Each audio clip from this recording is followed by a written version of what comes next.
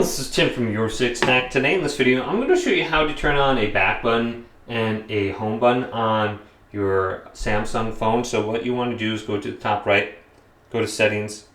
Now you can just go to the top, go to where it says search, and type in something called system navigation, and you should be able to find that setting.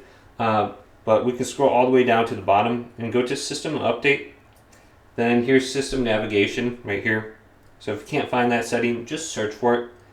Then go on down to navigation dock. It could be something a little bit different on your version. And then just turn this on.